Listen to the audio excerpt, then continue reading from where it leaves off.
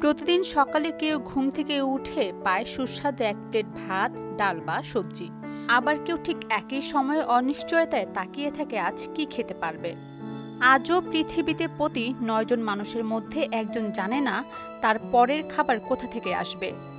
ক্ষুধা তাদের জীবনের অংশ হয়ে গেছে, নিয়তি নয়, বরং অবিচার আর অবহেলার ফলাফল। কারণ এই পৃথিবীতে খাবারের অভাব নেই, সমস্যা হচ্ছে সেই খাদ্য সঠিক মানুষের কাছে পৌঁছায় না। ক্ষুধা মানে শুধু খালি পেট নয়, ক্ষুধা মানে শুধু স্কুল থেকে ঝরা। ক্ষুধা মানে শুধু খালি পেট নয়, ক্ষুধা মানে স্কুল থেকে ঝরে পড়া। ক্ষুধা মানে ভবিষ্যতে দুয়ার বন্ধ হয়ে যাওয়া। জাতিসংঘের বিশ্ব স্বাস্থ্য কর্মসূচি এবং অন্যান্য মানবিক সংস্থার ভাষ্যমতে ক্ষুধা এখন আর কেবল একটি স্বাস্থ্যগত সমস্যা নয়, এটি একটি সামাজিক সংকট। যেখানে কিছু মানুষ প্রতিদিন খাবার নষ্ট করে, সেখানে অন্য প্রান্তে কেউ প্রতিদিন লড়ছে বেঁচে থাকার জন্য। তবে এই চিত্রপট বদলানো সম্ভব।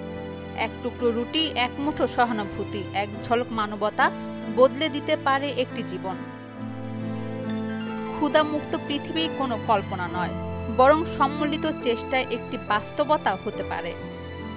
আজ বিশ্ব ক্ষুধা দিবসে আমাদের শপথ হোক, পৃথিবীর কোনো থালা যেন খালি পড়ে না থাকে।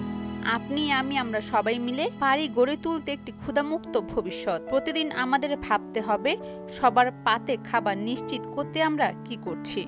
প্রতিদিন আমাদের ভাবতে হবে সবার পাতে খাবার নিশ্চিত করতে আমরা কি করছি। অরিন সুলতানা, মোহনা ডিজিটাল।